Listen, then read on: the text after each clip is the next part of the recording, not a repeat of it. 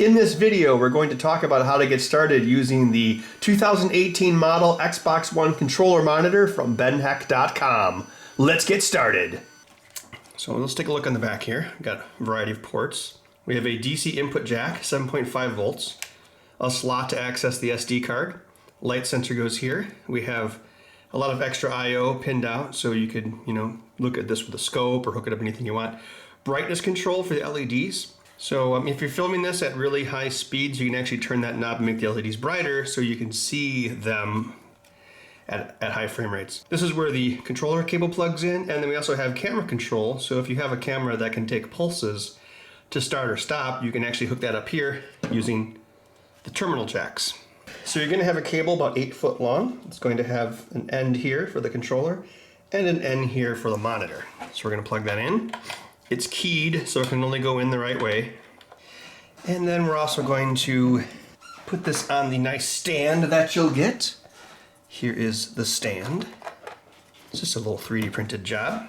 Okay, so I've got an Xbox One controller here, and this will come with the kit. It's got a port here, which is where you plug the cable. So there's a lot of wiring inside of this that gets you the direct pin access. Now, if you already bought one of these kits since 2013, the controller that you have will be forward compatible. So if you do want the new monitor, you can use your existing controller and just buy this. All right, and I'm going to be using a wireless dongle so I can test this on my PC. All right, the controller is connected to Windows. It's also connected to the monitor, so I'm going to plug in the power port to turn on the monitor, and we'll get started. If you note here on the LED display, it's counting up in seconds. So how this works is there's a frequency inside of this controller that's actually used for the analog triggers, and it's 125 hertz. So you can actually only sample the analog triggers on that frequency edge. So what I do in this case is I use that as the baseline frequency to drive the system. All right, so right out of the box, this will do everything the original did. It'll show you what your user is doing with the indicator lights. That's all pretty standard. But what I really want to talk about in this video is all the additional features that I've added. Also, you can hear there is a fan in this. That is because if you turn these LEDs all the way up, it actually consumes a good amount of current and it needs cooling. Okay, so right now I'm just in Battlefield 5's training mode, practice range thing. And you can see all of the buttons are drawn on the screen, on the display, so you can see what's going on. All right, I have a serial terminal opened up on my laptop here. I'm going to type in the command HP. That will show us all of the commands. Well, not all of them, but most of them. You can read about the rest in the documentation. So what I'm going to do is I'm going to use the LG command to log character movement. So I'm going to enter that command. Now I'm going to do something. I'm going to run forward, jump, aim, shoot, reload, jump again, and move backwards. All right, now I'm going to type LG again, stop the logging process. Now I'm going to type PB to do playback. And now we'll play that back.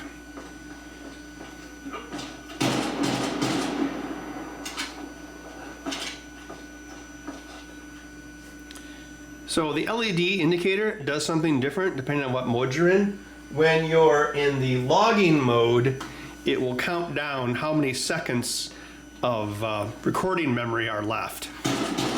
And of course, if you record at higher frequencies, you'll have less memory. Then when you stop it and play back, it will count up the seconds of what you recorded.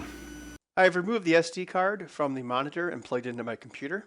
You can also dump the data from the SD card over the serial port so you never actually have to remove it. There's obviously a lot of files on here for my testing purposes, but the most recent one that we just made, CONTL000, which is the default file when you start up the system. Of course, you can select whatever name you want it to be. And here we go. So this basically creates a column separated values CSV file. The first row is basically just a label of what everything is. We have our frame number. That's what you see on the LED display. So you can match that up to your recording right here. Then we have the left analog, right analog. This is represented as an 8-bit number, so around 128 is centered.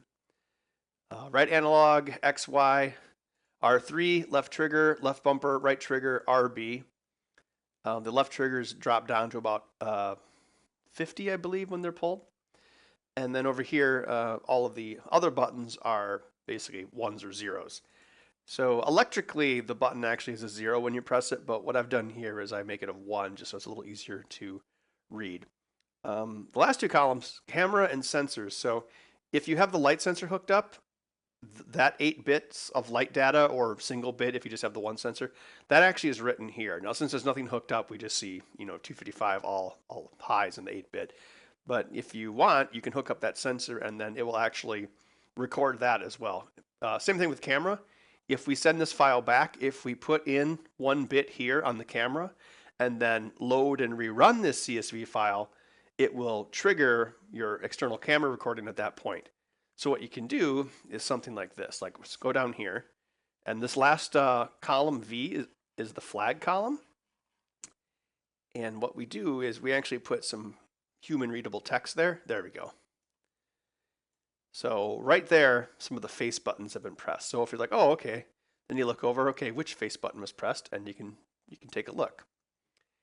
All right, or left trigger, right trigger. So basically everything that it detects in a certain event, it'll just put it all here in the text field. And when you're re-importing this CSV file, this column is ignored. It's basically here for human readable purposes. But here's where the magic happens. So let's say we have this event and we can go up here just before the left trigger event. Let's go a few pages up. Right, and we could say, all right, so about 20 frames before that, send a pulse to the camera. So when you play this back, you can have your camera start recording before the event happens, and then you can compare it. Ah, see? And actually, you can create the CSV file completely from scratch. As long as the format is correct, you can import it back into the system. So down here at the bottom, the last entry, so sample 3754, it doesn't actually have any valid data. It just has 255, 255, which is the end of file marker. And then this column is the frequency. So we talked about the frequency at which you record 0x, 2x, 4x. That will be indicated here. So this was recorded at 0x, or 125 hertz, no frequency multiplier. So we see a 0 here. Or if it was 4, I mean, you could type in a 4, then re-import this, and then it would actually change the speed when you load it back in. Yeah, so that's pretty much how the CSV file works. You can also save it as just raw binary data if you want to deal with that with your program. That's actually faster because no parsing has to happen, especially when you're loaded back into the microcontroller. So what you can do is you can use this in combination with your high-speed recordings to get a very good picture of what's going on. So yeah, I can take this file, I can look at it, I can modify it, I can put in camera flags, then I can stick it back in the machine and run it. These indicators show if you're in record mode, playback, if there's a camera pulse for camera control, or if you're in config mode.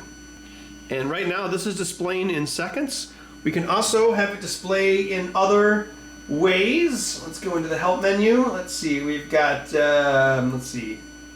frames. So this is frames as the controller sees them. So as I mentioned, the controller runs at 125 hertz. So this is the default where it's 125 frames a second. Now if we increase the speed to 2x, you'll see that it counts even faster. And the top speed is 4x, which is 500 samples a second. All right, so I'm gonna put it back down to standard speed. Okay, so the thing that's cool about this is also stored to the SD card when you're logging, so you can compare your high-speed footage here with the data obtained through the logging procedure. All of the commands in the serial terminal start with 2 characters. So FS, for instance, which I'm about to use, that's the file select. So that says select what file you want to use. Okay, so I'm going to go with sloth 000.csv. And it needs to be a 8-3 file name, so you have to actually type in 8 characters plus 3 file names as the extension. And when you're re-importing, the extension will be used to identify what type of file it is. All right, so what I'm going to do is I'm also going to type FI to enable automatic file numbering. All right, so now I'm going to go into log, and I'm going to start logging.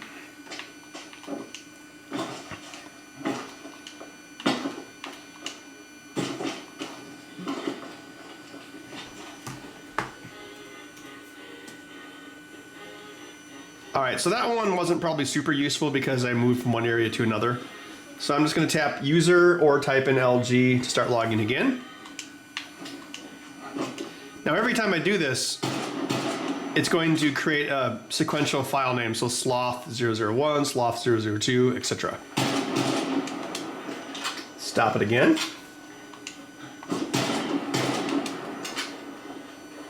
Start it again. Oh, now I'm testing my, what do they call it? AD spam. I hate when players do this in video games. All right, let's log that one. Let's do another one. Now let's throw a grenade and shoot at it. And then fire our big missile thing. They call like, what, a Panzerfaust? All right, now we're going to want to do command PS. Playback loops will use sequential file loading. So let's enable that. Now we're going to go FL and type sloth000.csv, and that's going to be the current file name in the system, so it's going to use that as a starting point for sequential file loading. All right, now we've got a command. We can do auto repeats, so we can use the P command for that. So let's go P3. So that's going to tell it to automatically repeat or increment on playback. It's going to wait 3 seconds between iterations. So I'm going to put in that command. All right, now when I run the playback command, it's going to start with the sloth 000 file, run that, wait 3 seconds, then do the 001 file, etc., etc. And then when it can no longer find a file in that sequence, it'll loop back to the first file. It'll continue to do that until I tell it to stop.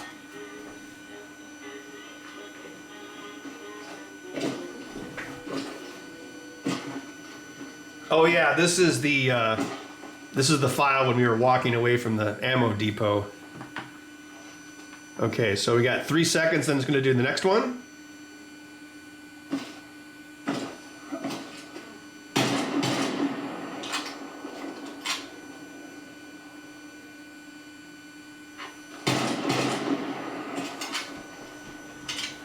And our serial terminal will report what's going on. It'll be like, hey, playback stopped, parsing next file, waiting 3 seconds. So if you hook up the serial terminal to another debugger device or even your game engine, you should get enough feedback to allow you to have full autonomous closed loop control. And when I'm tired of this, I'm just going to go PX to exit the automatic playback, and I'm going to hit PB to stop playback right there. Let's go in and take a look at these sloth files. I'm going to start with sloth001. Load it up in Excel. There we go. So let's just go down here. All right, let's say we're going to look for, okay, there's left trigger. So let's go to left trigger. Let's go just before it. And in the camera field, let's do a 3-cycle pulse to enable our camera. All right. And just for the sake of argument, let's just sprinkle that throughout. Depending on your camera, the length of pulse required to actually make the camera start running will vary. I think 1 millisecond is usually enough. And of course, since this is 125 hertz, one of these pulses is going to be a lot longer than 1 millisecond.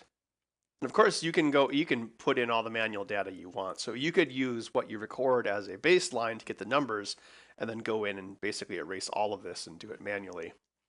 All right, so this is the sloth1 file. So what we're going to do is we're going to save it, and then we're going to load it and see if we get the camera pulses. All right, back in the serial terminal, we're going to type FD to get the file listing. We're going to look for sloth001. So FL, sloth, I can't type today, sloth001.csv. Okay, so that's going to be our starting file. And let's play that back. And we should see the camera light ping here.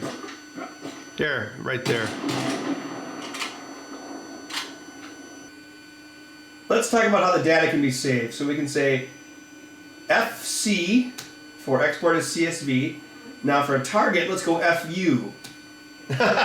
Hey, it was just the most convenient letters to use. So now instead of saving it to the SD card, it will send it over the serial port, and you could use this to do all your data transfer with a separate computer program instead of having to even use the SD card.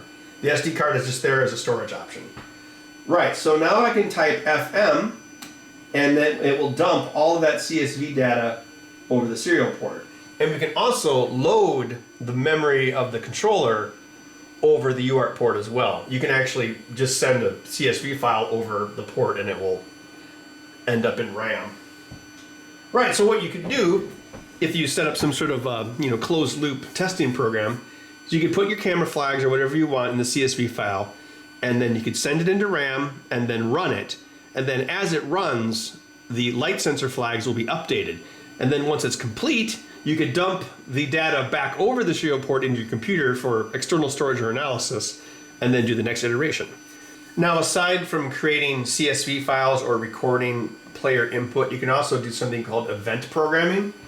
So I'm going to type EP in the serial terminal, and now we're in event programming mode.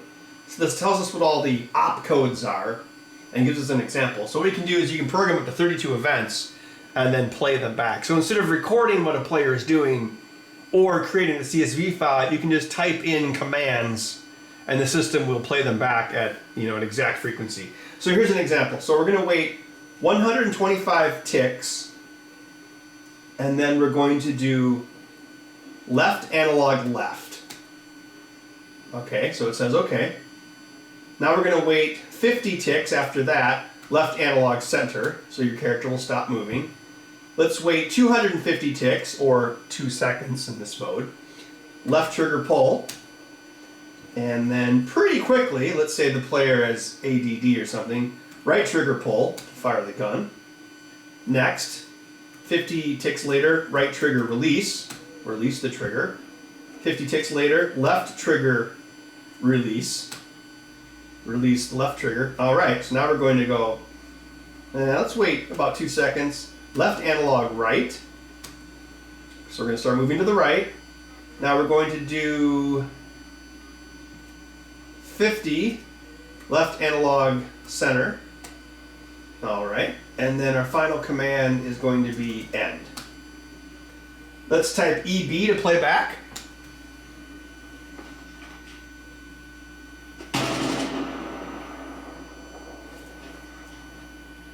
And there you go. And same as before, we can use the P command, so I can say P1, automatic playback repeat enabled, 1 second gap between loops. And now if I type EB to run playback, it will do automatic looping for the event programming mode as well. On the screen here is an indication of which event number you're currently on.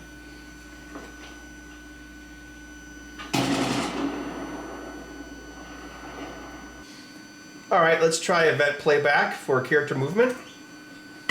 Shoots a bullet into the wall, moves left for 1 second, shoots a bullet in the wall, moves right for 1 second, right back where you started. So now we can do, let's do P2, EB playback.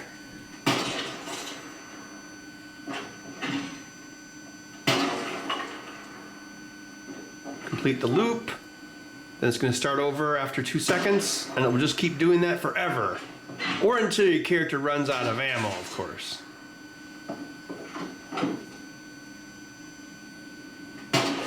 Now, naturally, you can type hard-coded values into the CSV to recreate this type of accuracy as well. Or you can use event programming, which is like a line-by-line programming language, so to speak, inside of the serial terminal itself. See, you don't even need humans to test anymore. You're welcome. So if we take a screwdriver and adjust the back of the unit here, we can increase the brightness of all the LEDs.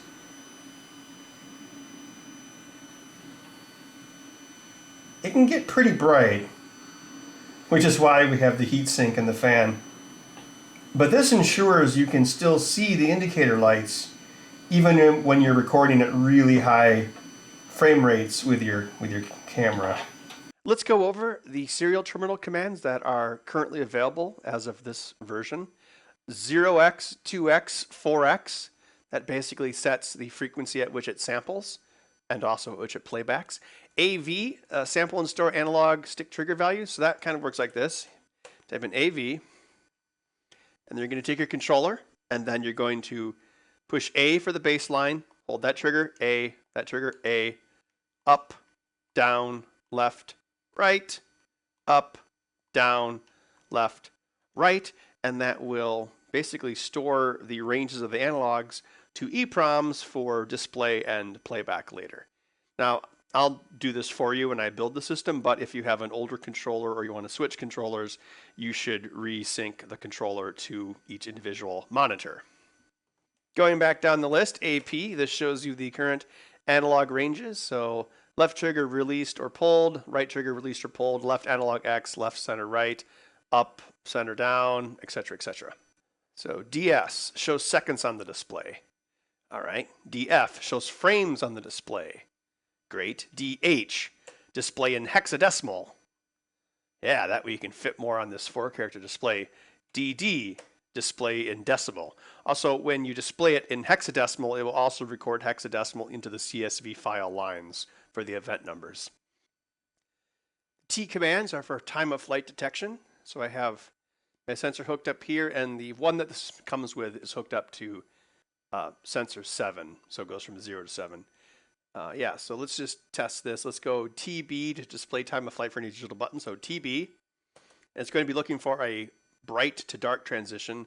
So I'm going to push A and then cover up my thumb. Okay, there's a transition that was 1333 milliseconds, microseconds, and then the average. And then you can just keep doing this over and over and over as long as you want. You can type TR to reset to the average. TE will do a time of flight detection after each event. So if you're in event mode, like we showed earlier, you can type TE, and every time it does the event, it'll push the button and then see how long the transition takes to appear on screen before it moves to the next event. Into file and format handling, FD lists the files on the card. FL selects which file to load into RAM. So it will load that file off the card and put it into RAM, and it'll also store that file name as the starting number of a sequence. So as we showed in the example, if you say FL and then type sloth001 CSV, it will load that file into RAM and then also increment to sloth001, sloth002, etc. if you're doing sequential playback mode. FI enables auto incrementing of file names. FN disables the automatic incrementing. F0, this resets the automatic file name number to 00. Then FR, playback RAM will be exported as raw file data. So basically there's a file format and a target. So the format is either raw data file, which is just binary, or a CSV file. And the target is either the SD card, the default on boot, or the UART port. And then FM manually exports current playback RAM to target. Input capture controls, LG, start, stop, data capture to RAM, LA, log saving automatically, save captured RAM when complete. So whatever the target is, SD or UART, after you're done doing a log, the data will be sent to the target. LM switches back to manually saved captured RAM, and then in which case you have to type FM to save it manually. PB, as we showed, was the playback start stop. P0 to P9 enable automatic playback loops with a delay of 0 to 9 seconds between loops. PX stops the automatic playback loops. Of course, if an event is still playing, it will complete before it ends. So basically, this PX command just stops it from repeating the files. It will still continue to play whatever file is active. PS, playback loops will use sequential file loading. So as we showed earlier, you would set that command to enable that. Select how quickly you want to restart the file.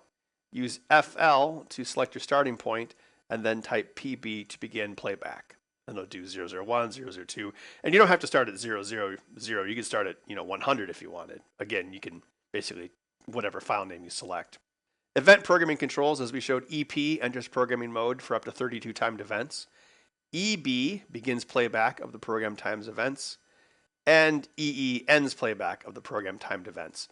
So basically, if you're playing back something you want to end it prematurely, you type EE. So there you have it, the 2018 model of the famous Ben Heck controller monitor for Xbox One. If you want automatic hands-free playback and recording and full autonomous control of your video game controller testing, this is the device for you.